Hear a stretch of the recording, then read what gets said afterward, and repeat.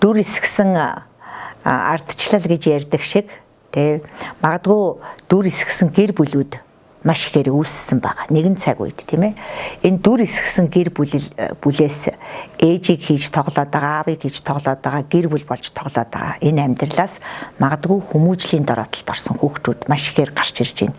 Чин сэтгэл гэдэг байдаг тийм ээ. Зүгээр сэтгэл гэж байдаг.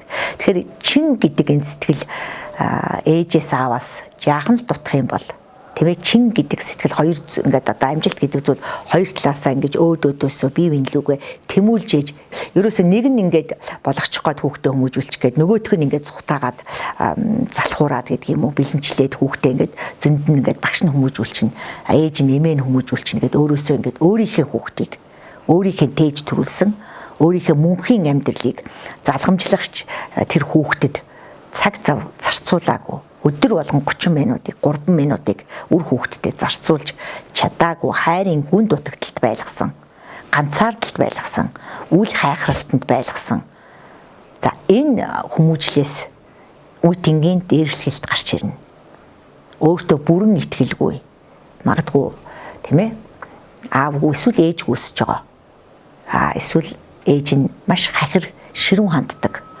тэгээ ааваас навах одоо харилцааг буруу харилцааг үр хүүхд рүүгээ шилжүүлж хийдэг тийм ээ аавыг харангуйтал хүүхдэд зоддог ээжүүд байдаг ээжийг харангуйтал хүүхдэд зодоод байдаг аавууд байдаг байхгүй аавууд бол голцоо хөвгүүдэд зодоод байдаг ээжүүд болохоор охтуудаа зодоод байдаг тийм ээ тэгээд өөр бүсгүйтэй явлаа гэхдээ зэрэг нь охиноо маш их уйлуулдаг ганцаардуулдаг тэгээд энэ байдлаас болоод ямар ч гимзэн байхгүй ерөөсөө ямар ч өчүүхэн ч гимзэн байхгүй тэр хорвоо ертөнцид гарч ирсэн хүүхэд тэр хүмүүжлийн аав ээжийн бүрэн хайр байхгүй улмаас өнөөдөр нийгэмдэр гараад ирэх цэцэрлэгт очиод хүүхдийг хаздаг, хайрдаг, мааждаг, урдаг, тий, уйлуулдаг. За ийм зодончун охтууд хөвгүүдээс их болчиход байна. За үргэлжлээд цэцэрлэг дуусаад ерөнхий боловсролын сургуульд орно. Сургуульд орохлээрээ хөвгүүдийг командлаад дээрлэхэд идэг охтууд их болцсон.